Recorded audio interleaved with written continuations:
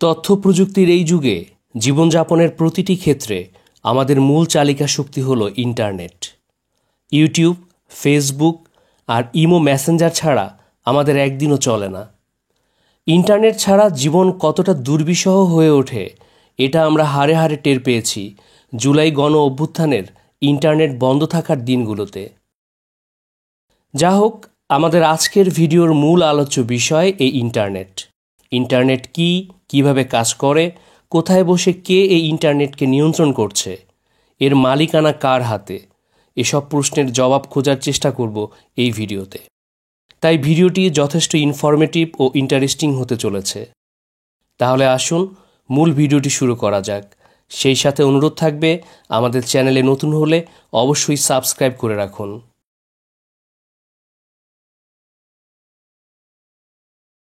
Computer, mobile এগুলো electronic device.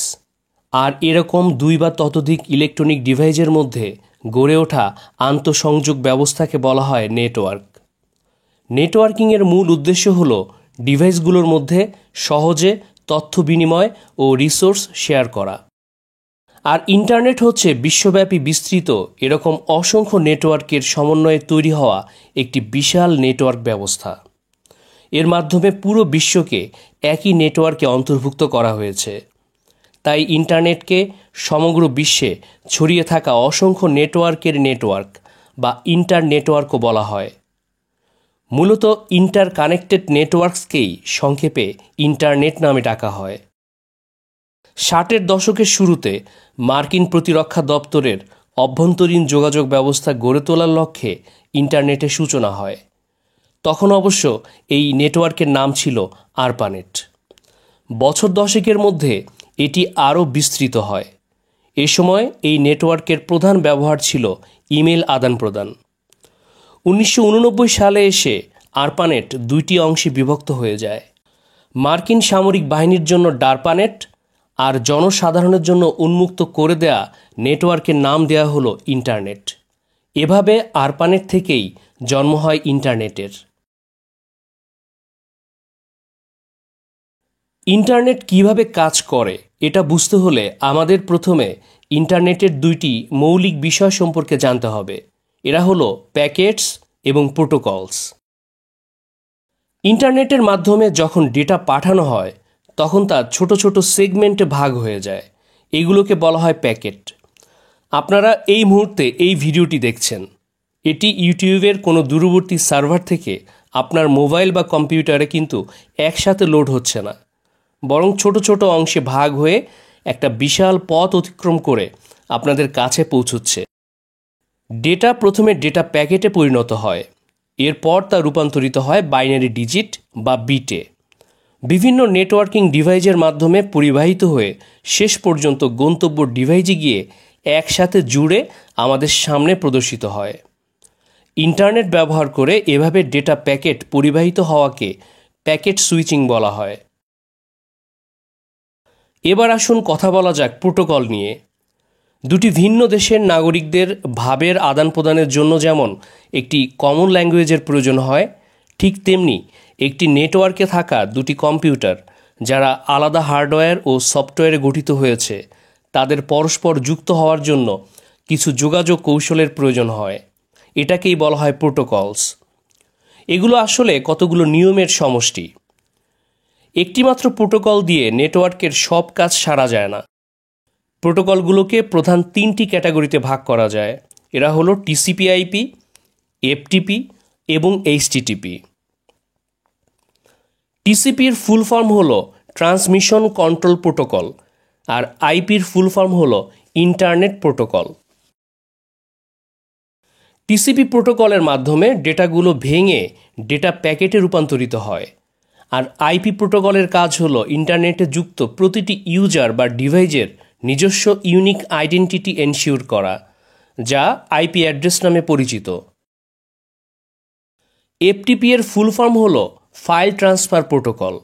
Server থেকে client কম্পিউটারে ফাইল ট্রান্সফারের জন্য এফটিপি ব্যবহৃত হয়। আর এইচটিটিপি এর ফুল ফর্ম হচ্ছে hyper text transfer protocol. World wide ওয়েবে যুক্ত হওয়ার জন্য এটি প্রধান প্রোটোকল। এইচটিটিপি প্রোটোকলকে ইন্টারনেটের ভিত্তি বলা যেতে পারে।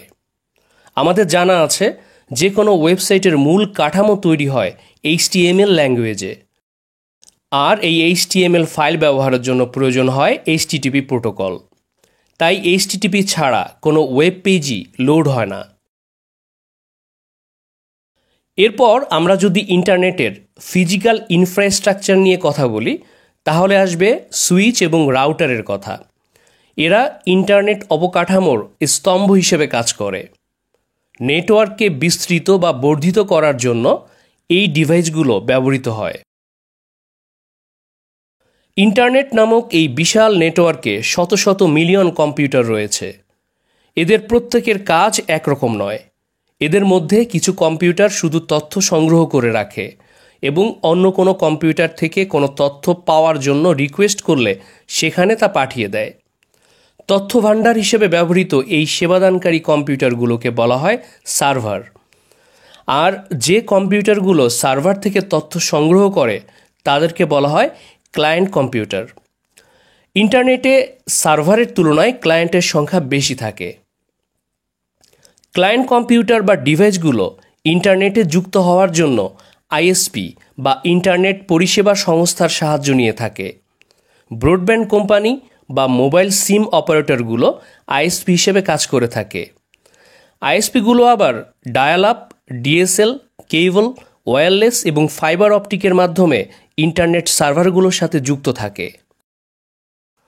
নেটওয়ার্কে যুক্ত হতে হলে প্রতিটি ডিভাইসের জন্য আইপি অ্যাড্রেসের প্রয়োজন হয়। ডিএইচসিপি প্রোটোকলের মাধ্যমে আইএসপি আমাদের ডিভাইসগুলোর জন্য আইপি অ্যাড্রেস অ্যাসাইন করে। এটা মূলত ডটেড ডেসিমাল ফরম্যাটে তৈরি একটি ইউনিক অ্যাড্রেস। ক্লায়েন্ট কম্পিউটারগুলোর মতো প্রতিটি সার্ভার ও ওয়েবসাইটেরও আইপি অ্যাড্রেস থাকে। এর দুইটি ভার্সন রয়েছে। 32 বিট আইপি অ্যাড্রেসকে IPv4 এবং 128 বিট আইপি অ্যাড্রেসকে IPv6 বলা হয়। সাধারণত একজন ইউজার যখন কোনো ওয়েবসাইট ভিজিট করতে চায় তখন সে ক্লায়েন্ট কম্পিউটারের ব্রাউজারে ওই ওয়েবসাইটের ওয়েব অ্যাড্রেস টাইপ করে। আইএসপি এর মাধ্যমে এই ওয়েব রিকোয়েস্টটি তখন পাঠানো হয় ডোমেন নেম সিস্টেম বা ডিএনএস সার্ভারে। ডিএনএস সার্ভার প্রতিটি ওয়েব অ্যাড্রেসের বিপরীতে একটি ইউনিক আইপি অ্যাড্রেস রিজলভ করে। মানুষের পক্ষে ওয়েব অ্যাড্রেস মনে রাখা সহজ হলেও প্রতিটি আইপি অ্যাড্রেস মনে রাখা অসম্ভব। অন্যদিকে কম্পিউটার ওয়েব অ্যাড্রেস চেনে না, সে কেবল বোঝে আইপি অ্যাড্রেস। তাই আমরা ব্রাউজারের অ্যাড্রেস বারে ফেসবুকের ওয়েব অ্যাড্রেস অথবা আইপি অ্যাড্রেস যাই লিখি না কেন, আমরা ফেসবুকের ওয়েবসাইটেই পৌঁছে যাব। ডিএনএস সার্ভার ইউআরএল বা ওয়েব অ্যাড্রেসকে আইপি অ্যাড্রেসে কনভার্ট করে উক্ত আইপি অ্যাড্রেসটি যে রিমোট সার্ভারে রয়েছে সেখানে ওয়েব রিকোয়েস্টটি পাঠায় এবং রেসপন্স হিসাবে ওয়েব পেজটি ক্লায়েন্ট ডিভাইসে লোড হয়।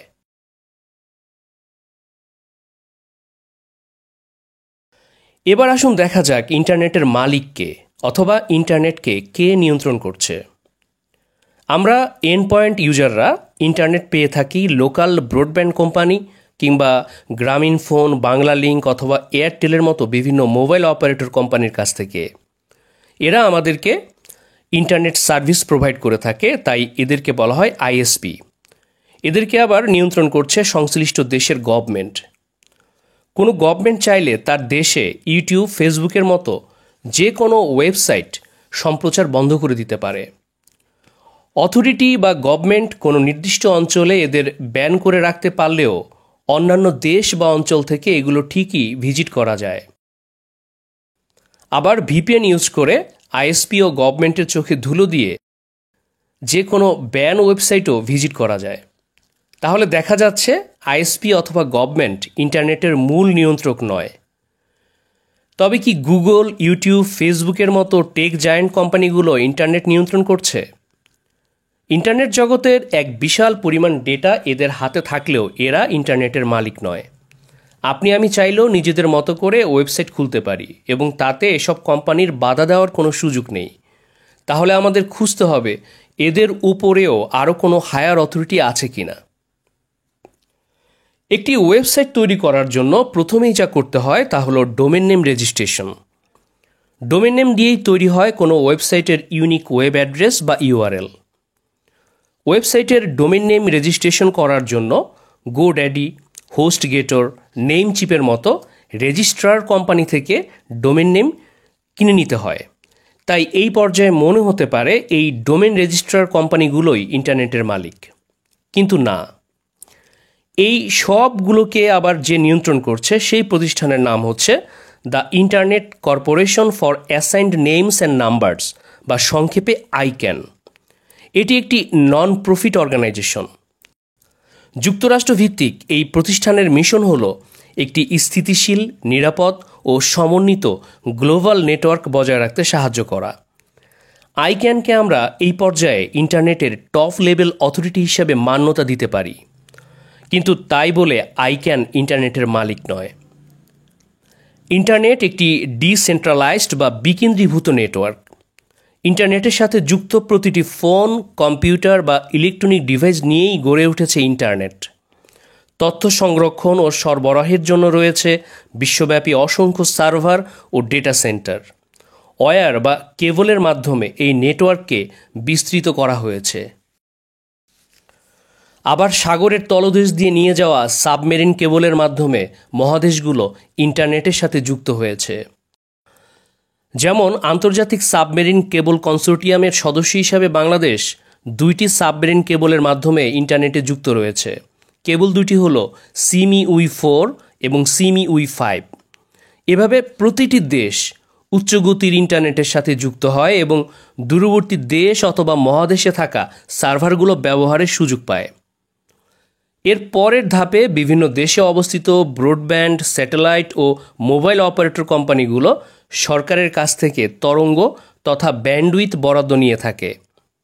পরবর্তী ধাপে এসব ইন্টারনেট সার্ভিস প্রোভাইডার কেবল ও টাওয়ারের মাধ্যমে সারা দেশে ইন্টারনেটকে পৌঁছে দেয় এবং আমরা সাধারণ ইউজাররা এই আইএসপিগুলোর কাছ থেকে ব্যান্ডউইথ এবং ডেটা প্যাকেজ হিসাবে ইন্টারনেট কিনে থাকি। এভাবে ডিভাইসগুলো ইন্টারনেট নামক সবচেয়ে বড় নেটওয়ার্কে যুক্ত হয়। ইন্টারনেট বা অন্তর্জাল নেটওয়ার্কে আইপি ও প্রোটোকল নির্ধারণ, ডিএনএস ও রুট সার্ভার সিস্টেম ম্যানেজমেন্টের ক্ষেত্রে আইক্যানের গুরুত্বপূর্ণ ভূমিকা রয়েছে। আর এই সংস্থার সিদ্ধান্তগুলোর উপর ইউএস ডিপার্টমেন্ট অফ কমার্সের প্রভাব রয়েছে। আবার গুগল, ফেসবুক, এক্স, ইউটিউবের মতো টেক জায়ান্টগুলো আমেরিকা থেকেই তাদের মূল কার্যক্রম পরিচালনা করে থাকে। তাই ইন্টারনেটের উপর আমেরিকার অবশ্যই একটি সূক্ষ্ম প্রভাব রয়েছে। তবে সার্বিক বিবেচনায় বলা যায়, এককভাবে কোনো ব্যক্তি, প্রতিষ্ঠান বা দেশ ইন্টারনেটকে নিয়ন্ত্রণ করছে না। আবার এক অর্থে ইন্টারনেটের সাথে সংশ্লিষ্ট সকলেই যার যার লেভেল থেকে ইন্টারনেটকে নিয়ন্ত্রণ করছে। ডোমেইন হোস্টিং কিনে ইন্টারনেটে ওয়েবসাইট আপলোড করে যে কেউ চাইলেই ইন্টারনেটের একাংশের মালিক বনে যেতে পারেন। ভিডিওটি ভালো লাগলে লাইক, কমেন্ট করে সাথে থাকুন। আগামী ভিডিওর আমন্ত্রণ জানিয়ে আজকের মতো বিদায় নিচ্ছি। ধন্যবাদ।